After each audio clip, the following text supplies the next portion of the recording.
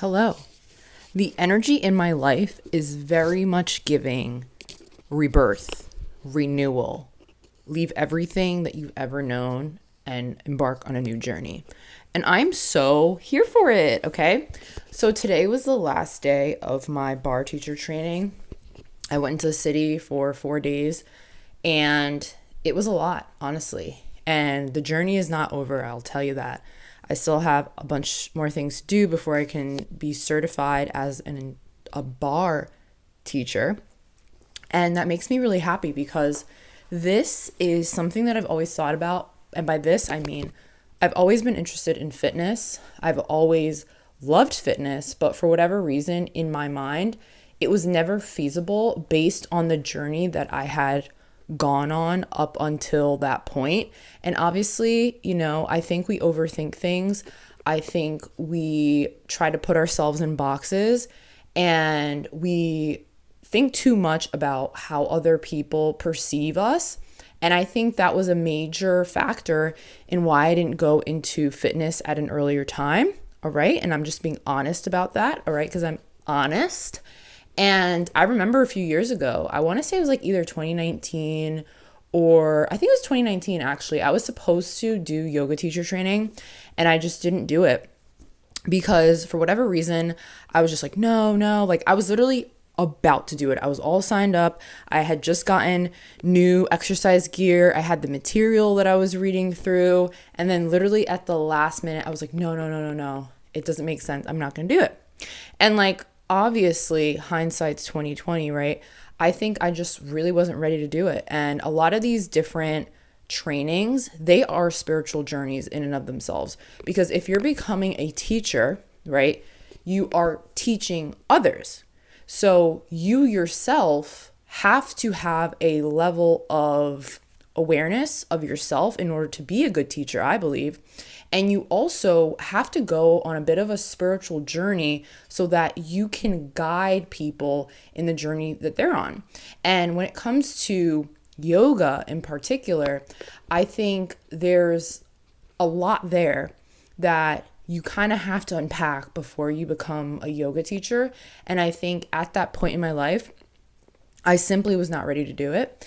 And that's why I didn't do it.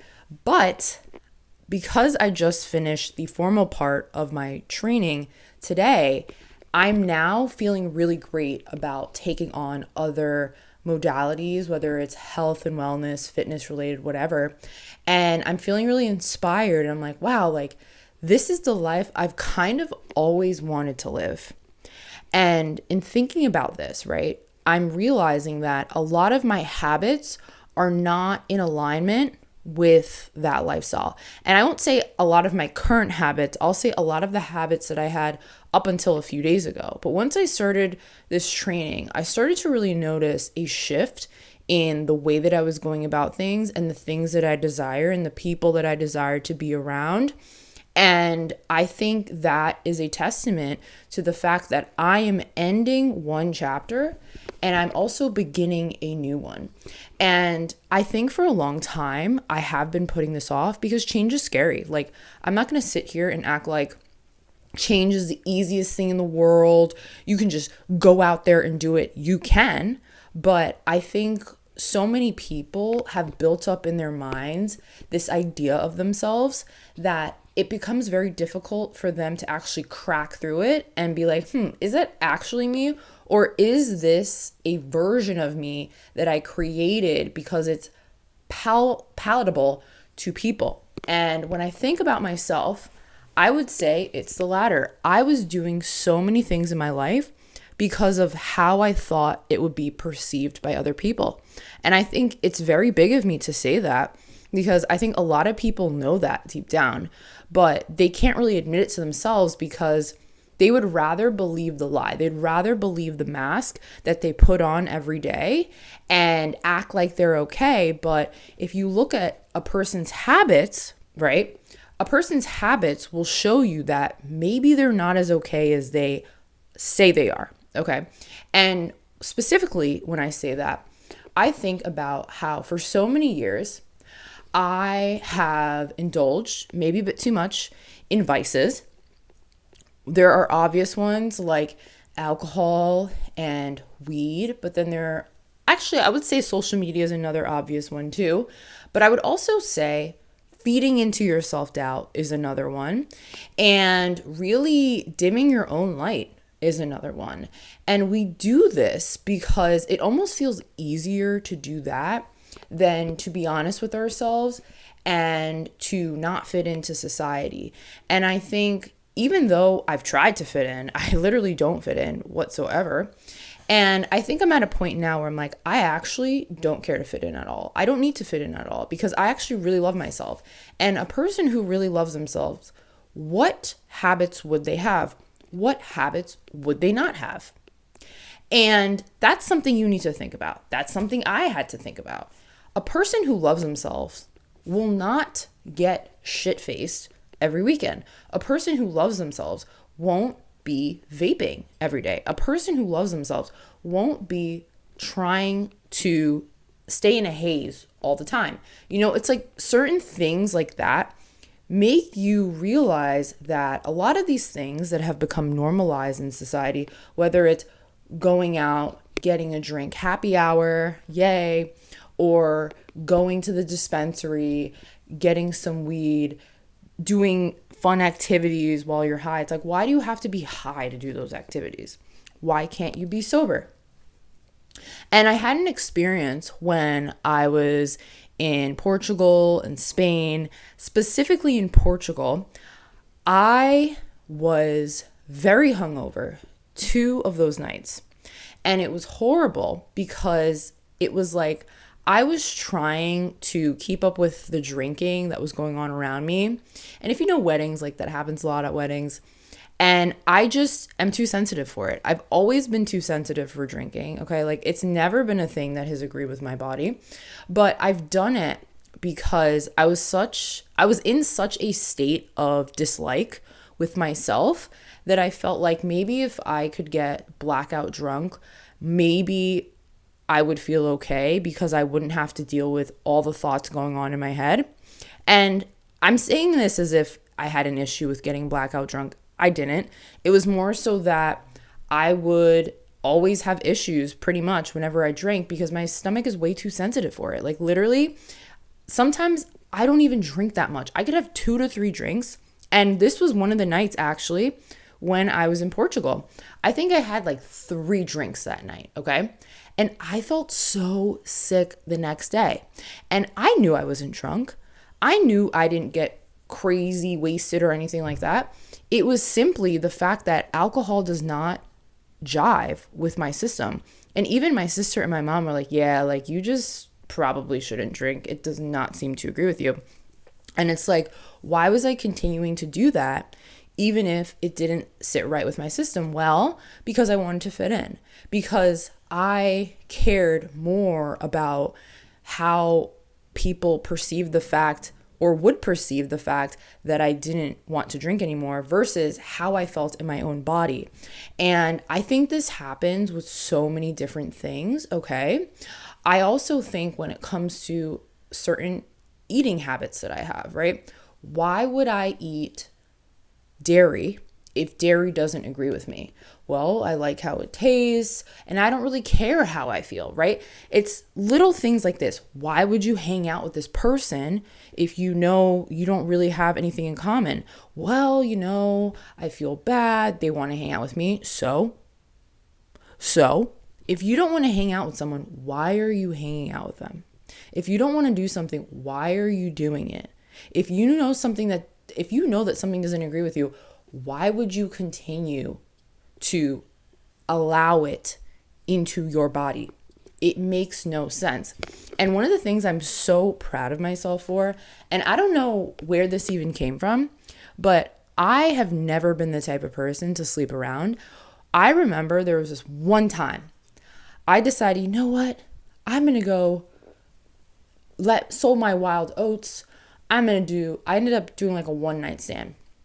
I remember walking away from that one night stand and like in my mind, I was like, I will never, ever allow something like that to happen to me again. And since then, I haven't had any connections with anyone because I'm like, you know what? In all honesty, if I'm going to be with someone, they have to fully respect me as an individual. It's not this like, oh, haha, oh my gosh, you're so hot. I'm so hot, blah, blah. No, because it has to be deeper than that. Like, I can't just know you on a superficial level and we're off to the races. Like, I'm not that type of person. I'm a very deep person, and I need someone who wants to know me deeply, who desires to know me deeply, and will do anything in their power to protect the union that we have. And I feel like so many people today, they get into these shallow relationships, and it's ultimately because they have a shallow relationship with themselves. Oh, because let's be honest, right?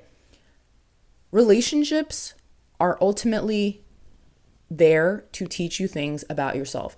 Regardless of what happens in the relationship, you should look at it as a learning opportunity, okay? You shouldn't get mad at the person. You shouldn't be like, oh my gosh, they sucked. They were this, they were that. And actually, speaking of this, okay, there's this big YouTuber, like the Wizard Liz, and people are like, oh my gosh, her husband or her ex, whatever. I'm guessing they're getting a divorce. I don't really know. I was paying attention to a few videos and I was like, honestly, like, okay, it seems like a lot of women are taking from this, like, men suck, blah, blah, blah. No, that's not the lesson here. But anyway, so basically she gets cheated on. She's like 4 months pregnant. All this stuff comes out, da, da, da. And then I saw a clip of her and she's saying like, yeah, as soon as I found out, I left, da, da, da, da. And it's like, cool. Like, I'm happy that you have self-respect. But I think a lot of times people can't necessarily get over their own Kool-Aid. Like, they drink their own Kool-Aid too much.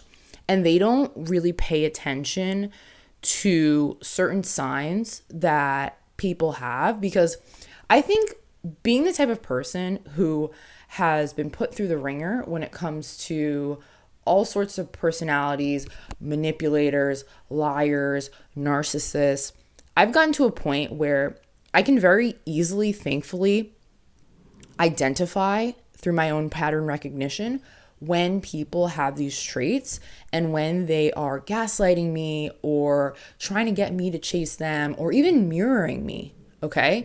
And trying to portray themselves as a certain way so that I like them more. But if you drink your own Kool-Aid and you feel like, oh, I like everything great is happening to me all the time, like, yeah, amazing, awesome for you. But you do have to realize that there are some people who walk this earth who are demons in disguise, okay? And you have to be very selective with your energy. And you have to move in a way where it's like, you're open a little bit, but you're not too open, okay? And I would say that's one of the biggest lessons that I learned in this chapter that is closing for me, because I think I wanted to see the best in people. But when people start to give you clues about who they are, please don't ignore them. Because if you ignore them, it will come back and bite you in the ass. And you don't want that. And when it comes to the Wizard Liz situation, I think the worst thing that happened is literally the fact, well, really for the dude Landon, because he's been exposed on this massive scale. And maybe that was the point of all of this. And I know that sounds fucked up, but sometimes people have soul contracts and they do these things over and over again. And when I say do these things, I mean, they manipulate people over and over again until they get to that one person who they shouldn't have fucked with, who blows it up for them ever doing that again. And it's like, I hope that instead of, I'm sure Liz is going to get to a point where she's not as upset. Like, she's right. She has a right to be upset. Like, I would be upset, right? But it's like, you don't want to go on this press tour, like shitting on this dude, because he's ultimately getting this energy, right? Like, no one deserves that energy. Like, pour it back into yourself, pour it back into your goals, pour it back into your purpose. And I think that's what she's doing. I'm just saying, you can't be too stuck on the people who did you wrong for too long, because then it's like those people who did you wrong, like, they're actually getting what they wanted. They wanted a reaction out of you. They wanted you to spiral. They wanted you to go crazy. They wanted you to do all those things. That's why they did it. They wanted you to get out of character, okay? And that's where the pattern recognition comes in. That's where you being very discerning comes in. And that's where you being very protective of your energy and not just allowing every single person who says something nice to you to get into your life. You know what I mean? Like, people can fuck with you still. They can still fuck with you. They can put on a nice front. You have to be so discerning. You have to be so discerning. And I think when it comes to the Wizard Liz situation, I think this is only going to amp up her intuition and she's going to be 10 times better. Anyway, you have to be on your P's and Q's, which means you can't be in a haze. You can't be high. You can't be high. You can't be drunk. You can't be any of these things. You have to feel super great in your body. Your intuition has to be so high, okay? And one of the things that I've noticed is that when I feel better in my body, meaning when I'm eating better, when I'm drinking more water, when I'm exercising regularly, I naturally have a better connection to my intuition, all right? And it was so funny because I haven't drank in like a few days just because I haven't really felt it. Like, I haven't really wanted to do it. And I think that's a good thing. And I think it really started with me going through this formal training to become a bar teacher. And a sibling of mine was like, oh, hey, like, this person got you a hard cider, like, in case you want it. And like, my immediate thought was like, this is a test from the universe. Why did I think that? Well, because whenever I make a decision like, oh, I'm not going to do this anymore, immediately something is offered to me for free that I don't have to pay for, obviously, because it's free. And I'm like, ooh, you're trying to see if I'm going to stick to my decision. Am I going to stick to my decision? Or am I just going to be like, oh, well, this is fun. And then that's what always leads me back down a path that I don't want to be on every single time, like clockwork. And it's like, when I can start to spot the patterns and I can move accordingly, then I can fully close that chapter and start a new one. You see what I'm saying? So I'm just kind of excited to see where my life goes because I know it's going in the fitness direction. I don't know what else is going to come with that. But it's so funny because the workouts that I've been prioritizing more have been not as intense. So ever since January, I have been super into SoulCycle. I just got a notification that I did my 25th class, like my last class, my 25th class. And I was like, oh my gosh, love SoulCycle, whatever. But ever since I went to Portugal and Spain, obviously I was away, so I couldn't take SoulCycle whatsoever because I was not in America. And then when I got back, I did like maybe 3 classes the week I got back. And then I started this whole bar journey. I'm like working at the desk and I'm also in the process of becoming a bar teacher. So like, I just haven't had time to go to SoulCycle. And then today I booked a class for tomorrow, but I was sitting around like pacing around my room and I was like, I don't know if I want to have a membership with SoulCycle anymore. Like, I don't know if I see myself really going to SoulCycle 8 times a month anymore. Like, I don't know. It's just like not really my vibe. One, I'm taking bar classes a lot now, right? And I'm going through the process of becoming a bar teacher. 2, I'm more so vibing with yoga, with walking, with exercises that aren't as intense. And I actually made a TikTok about this because I'm like, it's interesting given the space that I'm in my life right now and how that is being reflected back to me in the exercises that I'm gravitating towards. Like, I don't want something that's as high intensity because it feels like I don't have all of this aggression to get rid of. You know what I mean? I'm not like, go, go, go. And when I was at my corporate job for a month, I felt like I needed that on the weekends. I needed to get this energy out. And I remember feeling like, oh, like I wish I could go like 3 or 4 times a week because there was so much pent up energy that I had because I wasn't in a place in my life that I enjoyed. So I felt like I needed to just like burn it off and go super intense on my body. And now I want to be more gentle with my body. I don't want to do things that are going to put so much strain and are going to rise my cortisol levels too high. Like I want something that's going to be gentle. And I'm realizing that it's really because I've gotten to this place within myself where I want to be gentle to myself. I don't need to do the most in order for me to get the results that I want. I can actually take things at a slower pace, at a more gentle pace, and get even farther in my life than when I was trying to go balls to the wall, super hard, super intense. And I think that's a cool transition that I'm making, because I'm like, dude, like, why am I trying to be so intense? I don't need to be that intense. I actually need to chill the fuck out. And maybe you need to chill the fuck out too.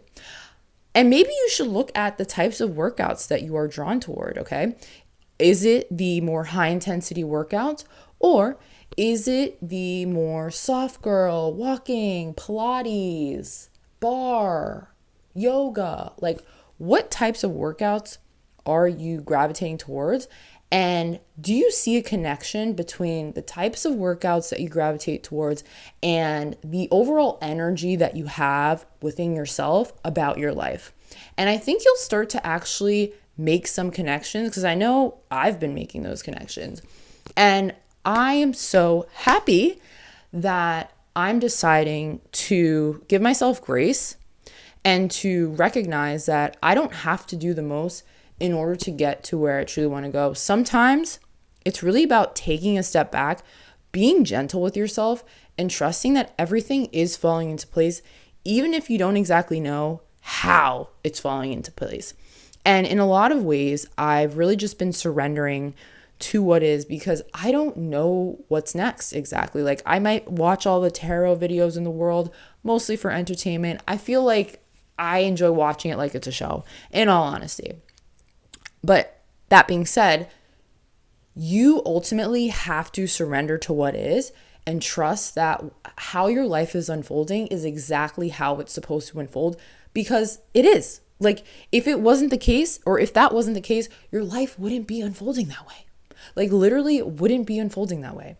And I think that's why I'm really grateful for where I'm at right now, because I recognize that the only person that I can actually control is myself. And I'm choosing to surrender, okay? Because you can control whether you surrender or not. And I've been in this race with myself, this rat race, really, this loop going around and around and around, where I genuinely was not giving myself grace. But I'm over it. I'm over it. So maybe you're over it too. Maybe that's why this video found you. So yeah, if you like this video, like, comment, and subscribe. I'm moving on to my next chapter, and maybe you are too.